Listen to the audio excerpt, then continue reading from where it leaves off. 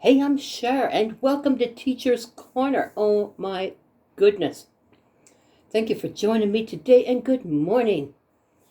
11:30 in the a.m. here. We are going to talk today about why can't I stay in the present moment? You know, I envy these people who can go on retreats, spiritual retreats, meditational weekends, or a whole week sometimes. I envy them. I have friends that do it. They'll say, well, I'm going on a no speaking retreat for a week.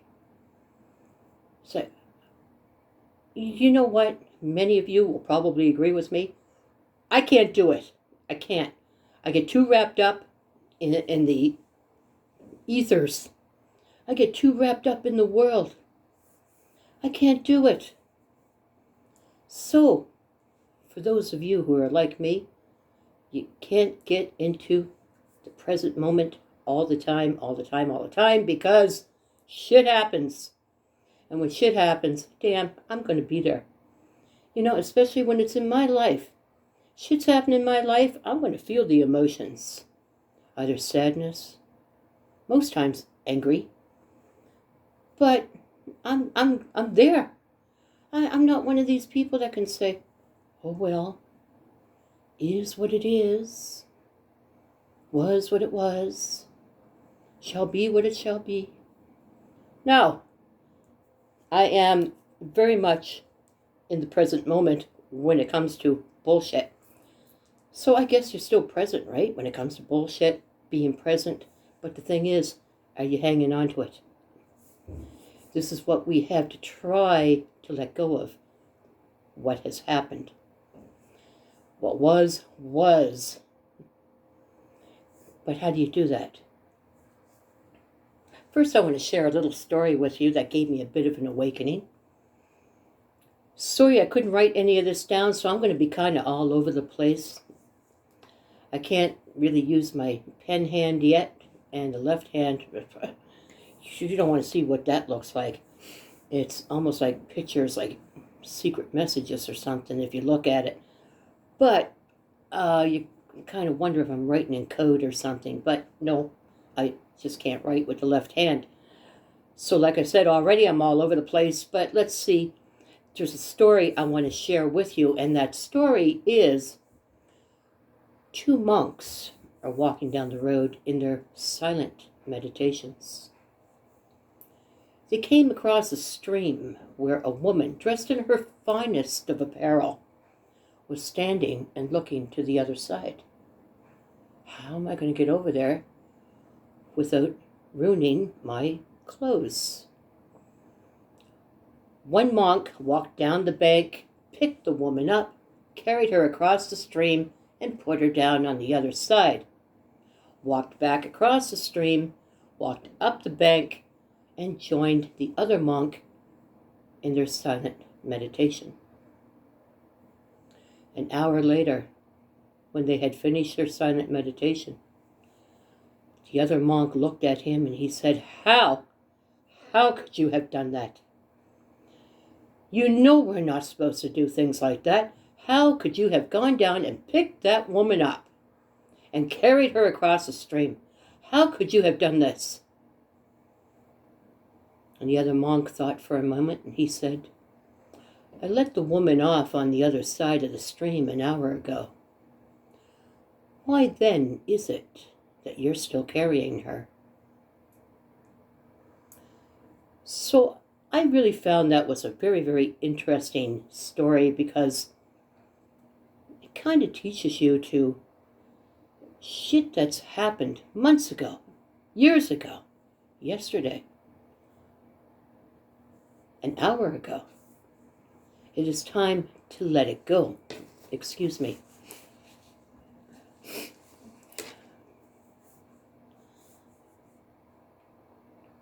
But how do you do this? I envy those who can. But being of the world and being a great part of the world, we tend to get wrapped up in the world. Now, there are people who have very, very busy lives. They're working, their job is very, very stress-related.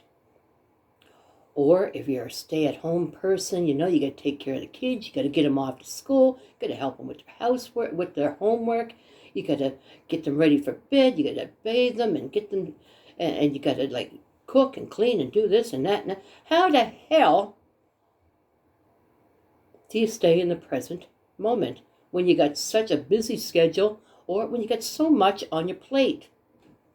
I mean, if you got nothing to do but frickin' sit around, and you got maids working for you, and you're out in the garden having tea, well, you got some time. Now, one of the things that we must understand is that we have blessings, no matter how small they seem, how little. No matter all the bullshit that's crashing down on us, there is a bright light in every single one of us. We all have a blessing. And in order for that to grow, you got to understand that it's a blessing. So, another little story for you. Didymus is walking down the street and he sees a man sitting on the road crying. And in front of him is a red bag. So Didymus walks up to the man and he says, Why are you crying? And the man said, I lost my job, my family, my home, my car. I've lost everything. All I have left is this red bag. That's all I have for my possessions. It's what's in this red bag. So Didymus grabbed the bag from him. Yoink! And he ran down the street laughing. And then the man sat there and he said, Now I have even lost that. And he cried and cried and cried. And eventually he got up and he started walking down the road the same way that Didymus had run. He turned the corner in the road, and there in the middle of the road is his red bag. He runs to it, opens it up and goes, Oh my God, everything is still here. Everything is in my bag. I got my bag. I got my bag back. Yeah, I got it. I got my bag back. And he's jumping for joy. Didymus, who was sleeping in the bush, is awakened, comes out, he walks up to the man, he says, Strange how the same bag that once made you weep now makes you jump for joy.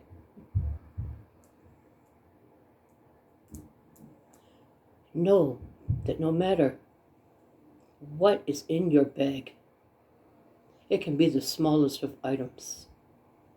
There can be great loss around you, but what you have should make you jump for joy, should make you give thanks, because you know why?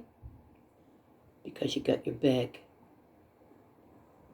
As long as you got your bag, as long as you've got even one blessing in that bag, give thanks. So, we get wrapped up in the world, we get wrapped up in bullshit, we get wrapped up in drama, we get wrapped up in happiness and joy and love and everything that the world has to offer. We get wrapped up in, oh, I wish I had more money. Oh, how am I going to pay the rent? Oh, how am I going to do this? How am I going to do that? All these things will come to you. I know that's hard to friggin' believe.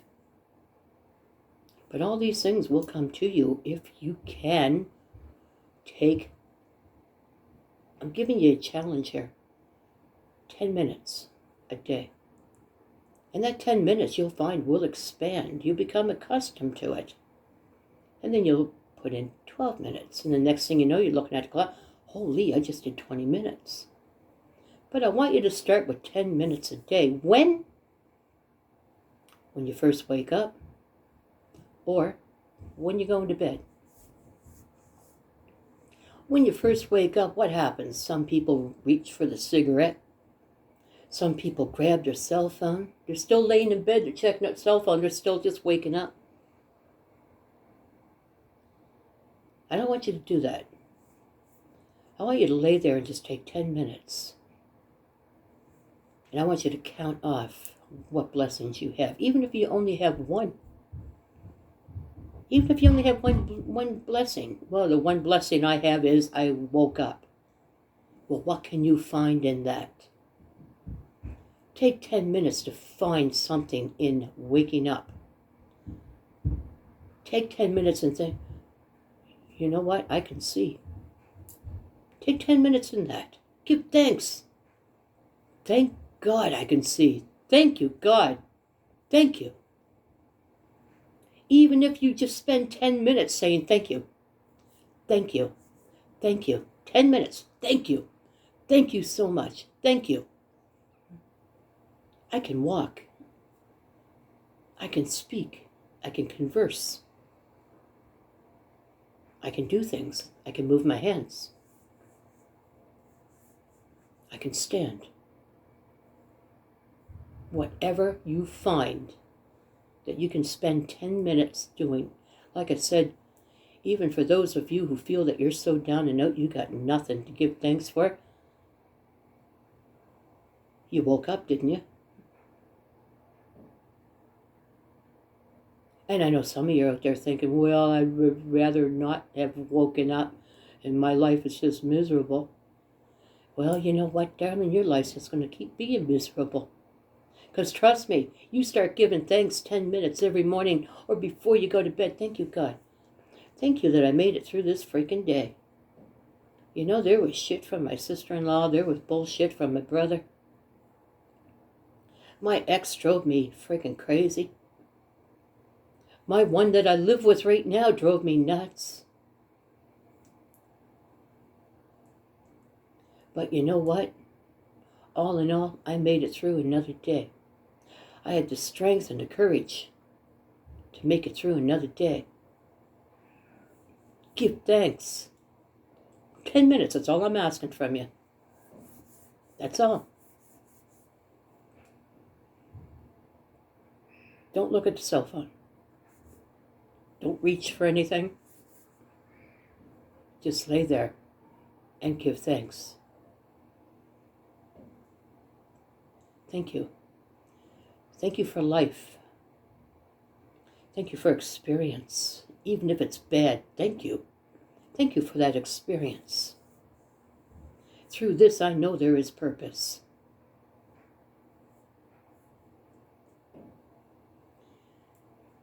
I also want you to try to release anything that's happened in the past. Now, this is a little bit harder.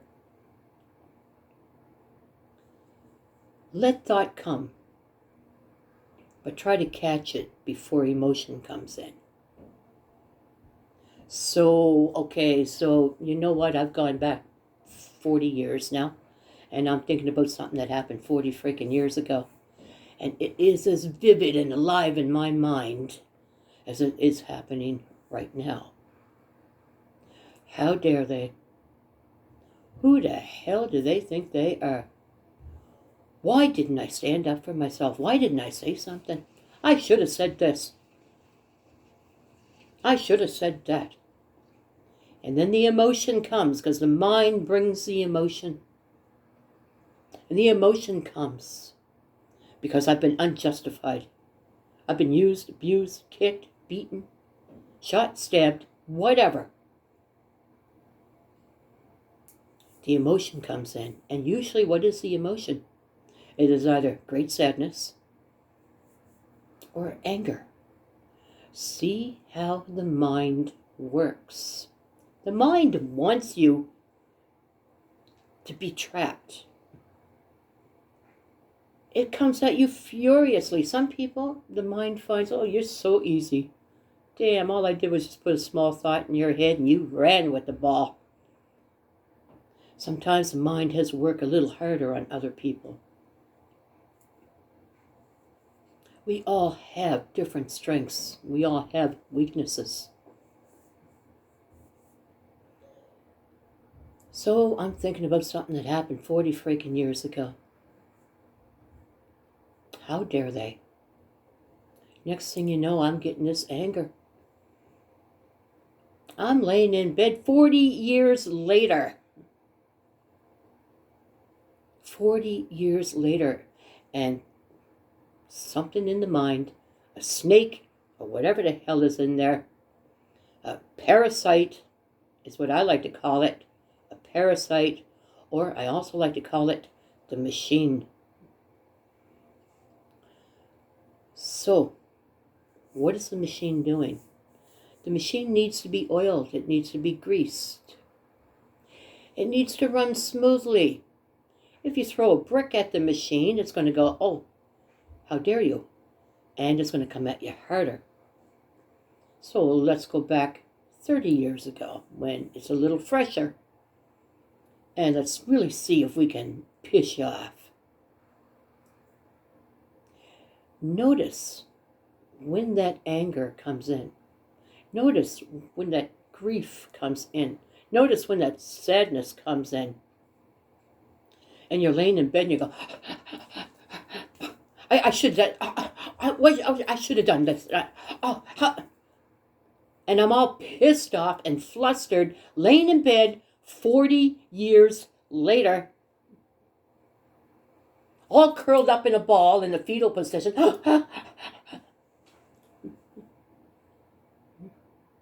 Reliving something that happened 40 goddamn years ago. Reliving something that happened 7 months ago. Reliving something that happened 1 week ago. Why are you still carrying her?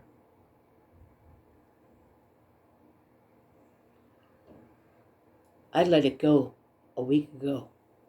Why are you still carrying it? I let it go an hour ago. Why are you still carrying it? Try to catch yourself. See yourself. See yourself. Take yourself out of your body. Step back and take a look at what you're doing. And say, oh my God, I am laying in my bed, safe and sound and nice and warm and toasty, ready to fall off to sleep. And look at me, all wrapped up in my mind. Look what the parasite has done. Feeding it. Feeding it, because that's what it wants. It wants you to feed it. Because if you starve it, it dies. Catch yourself. And when you catch yourself, try it, you'll see, you'll feel it. It's almost like it's a separate identity. Because who's trying to kill the parasite? Spirit! Who's feeding it? Flesh. Anger. Hate. All the emotions that you're feeling.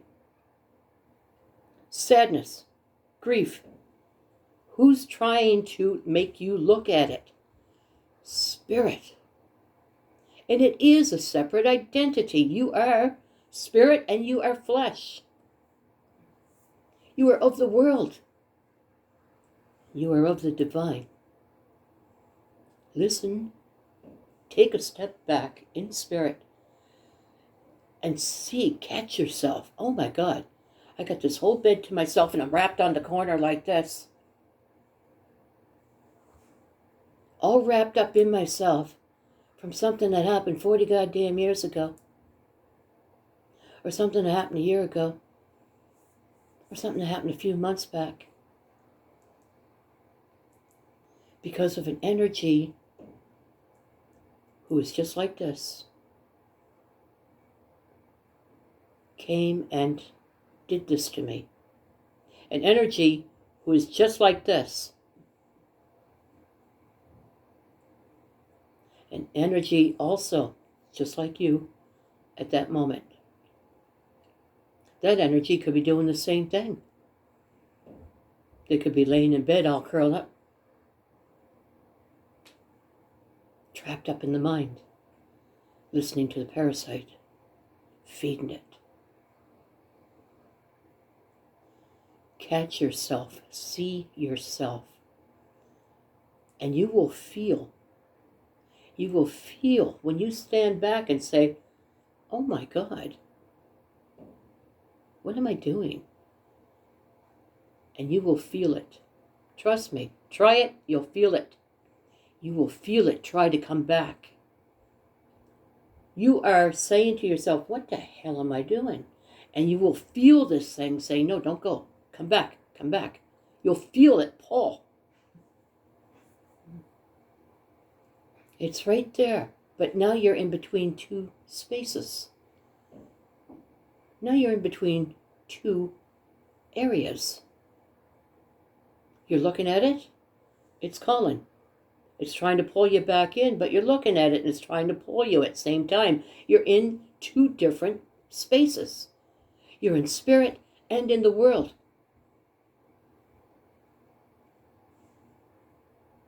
Now, in order for spirit to work, you got to listen to spirit. The world works really easy. The parasite works very, very easily because it works on the emotions. Spirit doesn't. Spirit doesn't work on the emotions. Spirit works on, do you hear me? Spirit beckons. Do you hear me? What are you doing? 40 years ago, I'm thinking about something. I'm laying in my bed like this. You know, I should have done this. I should have done that. How could I just stood there? I really should have just, you know what I should have done? And the breathing is off and I'm all anxious and my heart is pounding and it's like, oh, I'm hard as a friggin' rock. And then you get this step back. But it's so quiet because spirit has a very still, small voice. Step back. Look. But the parasite is loud, loud, and it screams at you. It is so goddamn loud. Well, you know what you did? You know what? They don't like you. You're just a biatch. You're a bastardo. You know what? You think you're something. You ain't nothing. You know, you should go back there and you should, you know, it happened 10 years ago, but you should go back there and you should get your justice, get your karma. You know what you should do? Over and over and over. You know what you should do? You know what you should do? And this very, very small voice inside. Step back. Take a look. Watch it. When you watch it, you starve it. You don't feed it. You watch it. And it hates being watched. And even if you just step back for a second in time, it's still a second. And you get dragged back in and you, But if you can pull yourself out again and again and again and again, you will notice that still small voice begins to scream. And the parasite, you can barely hear now. Because parasite knows, shit. Look at this person. Shit. Parasite comes and, oh, you know what you should do? You know what you should do? You look at it. Don't judge it. Don't label it. Don't say, I know who you are. You're the parasite. I know what you're trying to do, parasite. No. Don't converse with it. Look at it. It's like it's like this little thing dancing around in front of you. When you see how very, very tiny it is, you'll be freaking amazed. You'll be like, how could I have listened to this? What was I thinking? You weren't. The parasite was thinking for you. And Spirit's voice gets louder and louder and louder until it screams. There's no doubt that you hear Spirit then. When I do my readings, sometimes you'll hear me, Spirit screaming. Spirit screaming at me. And trust me, Spirit screaming. But is Spirit really screaming? No. It's just that I'm so much listening to Spirit that it sounds like screaming. And I'll say, okay, Spirit, calm down. I got it.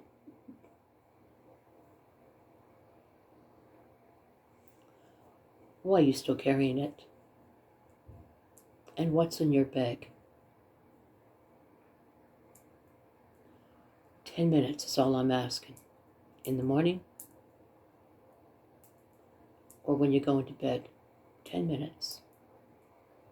If you get all wrapped up in the parasite, then hey, it's okay. Don't condemn yourself. Because the parasite wants you to do that too. Condemn yourself. No, you can't do it. You're not going to listen to Spirit. Listen, are you kidding me? Who do you think you are? You are divine. You have a spark inside you. No matter how small it is, there's a spark. No matter what's in your bag, there's something in it.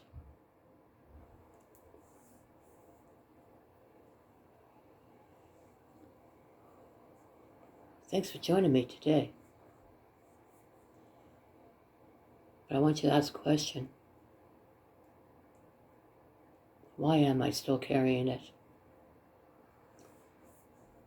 And what's in my bag? Namaste.